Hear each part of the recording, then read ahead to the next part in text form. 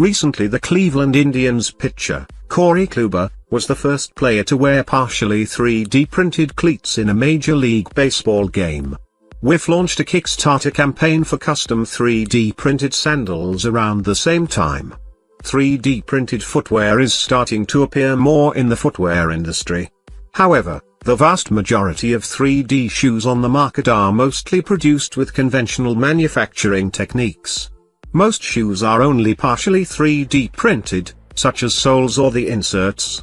Many of these methods are used by 3dshoes.com, Adidas, New Balance, and many other companies pursuing 3D printed footwear. An industrial designer named Amadou Ba Ndiaye wanted to investigate 3D printing as a means of producing an entire shoe rather than just a part. He calls it the Genesis Project, which uses 3D scanning and selective laser sintering to design and 3D print two pairs of shoes. The shoes are a flashy black and gold sneaker and an elegant pair of red and black high heels. TPU was used for the black sneaker, which was 3D printed entirely in one piece.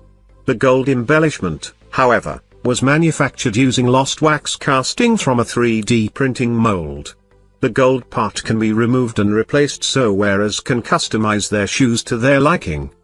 The high-heeled shoes were 3D printed using TPU, but the heels themselves were printed in par 2200, same as the red ribbon embellishments that wrap around the heel and ankle.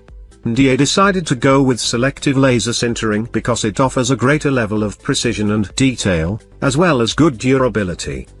His goal wasn't just to make a pair of 3D printed shoes, but also to demonstrate the advantages that 3D printing could offer over traditional means. In addition to freedom for design, it also provides plenty of other advantages. For now, Amadou Ba Ndiaye has no plans to commercialize the shoes he has designed.